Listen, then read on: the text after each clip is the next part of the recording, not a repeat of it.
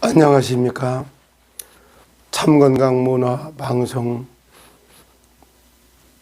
기다리는 팬덤 여러분, 오늘도 하늘의 축복이 임하고 하나님의 위로와 평강이 있기를 기원합니다.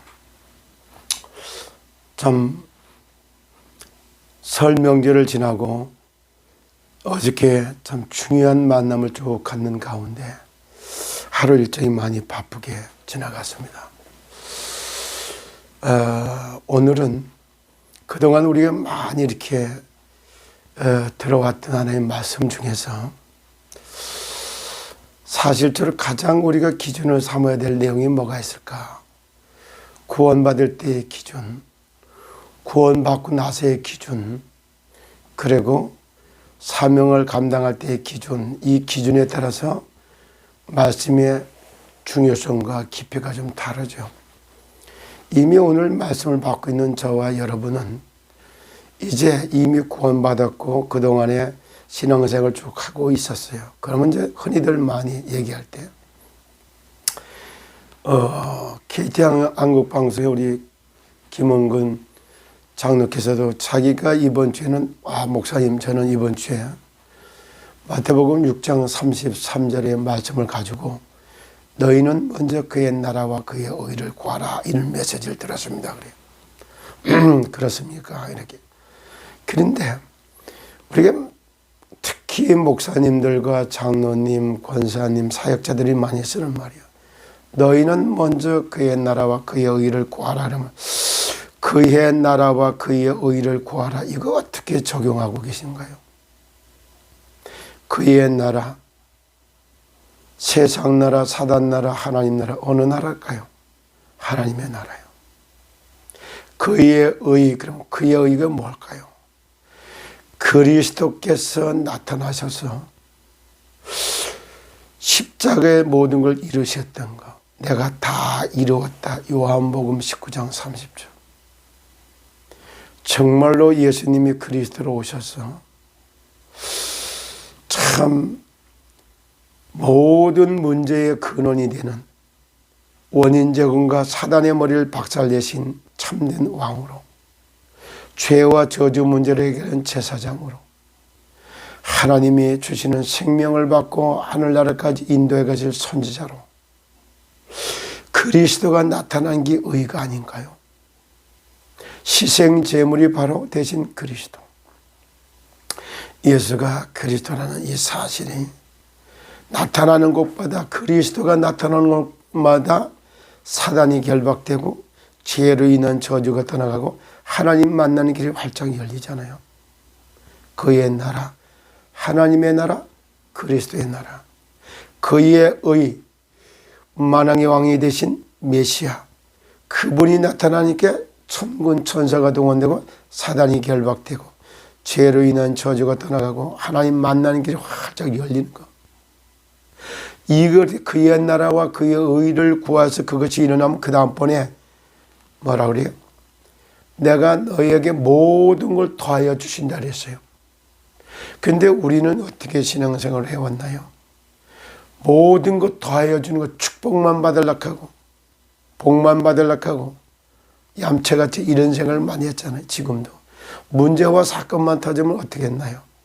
전부 다가 문제 해결하려고 들었고 문제를 허락하신 하늘의 뜻과 문제 속에 숨어져 있는 하나님의 계획은 발견하지 않고 문제 해결하려고 달려들고 비켜가려고 하고 덮어두려고 하고 돌아가려고 하고, 그것이 출애굽 과정에서 광야길 가면서 늘 있었던 거 아닐까요? 오늘 아침도 너희는 먼저 그의 나라와 그의 의를 구하라, 이 말씀 각각 어떻게 적용할 건가 생각해보는 그런 아침이 됐으면 좋겠습니다. 초대교회의 1차, 2차, 3차 전도 여행을 쭉 가면서 로마 복음화로 가던 바울이 고린도 전서 후서를 쓰면서 선교에 가장 큰 도움을 뭐라고 그러냐? 기도의 동역자가 되어주기를 간청하는 말을 씁니다. 고린도 후서 1장 11절에 보면 너희도 우리를 위하여 간구함으로 더오라. 우리를 위하여 간구함으로 더오라. 무슨 말일까요? 하나님, 바울과 전도팀들이 가는 곳곳마다 하늘문이 열리고 하늘 군대가 등원되고 사단이 결박되고 죄로 인한 저들과 따라가고 하나님의 나라가 임하고 구원받을 자를 더하여 주시고 그 곳곳에서 그 지역을 복음하고 세계 선교할 때 동참할 수 있는 제자들이 세워지기를 원합니다. 이렇게 기도해 주는 것이 전도자들을 위해서 간구하는 거다. 그러기 위해서 이 전도자들에게 성령의 충만함을 주시옵소서. 전도자들에게 현장 보는 눈을 열어 주시옵소서. 그들에게 일꾼 보는 눈을 열어 주시옵소서. 이렇게 기도하신 건 너희도 우리를 위하여 간구함으로 더오라 그래요. 참으로 어제는 제가 바쁘게 일정에 바빴어요. 참 논산도 갔다 와야 됐고 갔다 와서 밥 먹고 콩나물국밥 한 그릇 먹고 그리고 또 버스 타고 서울 갔다가 강남터미널에서 내려서 그래서 이성희 변호사님 그 사무실 가봤습니다. 처음으로 만났어요. 만나서 이런 거 쭉 보면서 뭐 얘기할 게 있겠습니까? 제가 뭐 거기 가서 간섭할 일이 있겠습니까? 그리고 참 많은 분들을 또 만났어요. 그 속에서 저는 딱 하나밖에 없었어요. 여기까지 오게 하신 하나님, 여기서도 하늘의 뜻과 계획을 내가 알게 하시고 하나님의 숨은 계획을 찾아서 이루다가 돌아갈 수 있도록 은혜 베풀어 달라고 기도하면서 전 과정을 가급적이면 자세히 다 들었습니다. 이분이 하는 말, 저분이 하는 말, 또 공소장에 나와 있는 이야기들서부터 여러 가지를 제가 쭉 들어봤어요. 그 사람이 눈을 마주쳐서 앉아서 대화 나누면서 현장을 볼 때 현장감이 있어야 되거든요. 그리고 그분이 하는 얘기 참 많이 들어봤어요. 지금은 그런 걸 쭉 들어보면서 정말 하나님의 시대를 위해서 대한민국의 제대로 된 선교사들과 선교 조직과 이런 거를 세우기에도 합당하게 훈련되어 있는 이성희 변호사의 모습을 봤고 그들이 또한 그거 하는 동아면세점 앞에서 방송하는 이유도 봤고 그때 찬송할 때 어떤 일이 벌어진다는 거 하나님의 나라가 어떻게 임하고 있고 그의 나라가 어떻게 한다는 걸 다 봤어요.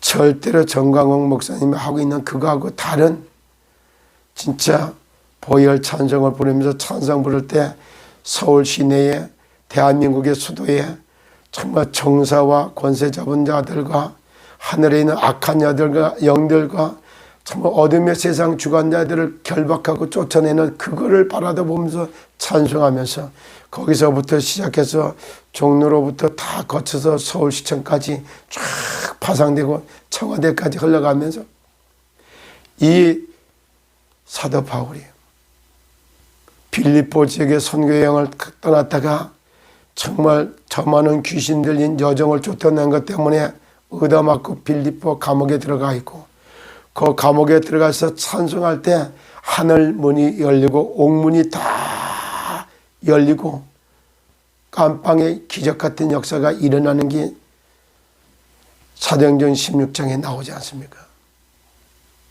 그 이후에 나오면서부터 진짜 거기에 모든 것이 무너지는 것처럼 그와 같은 걸 봤어요.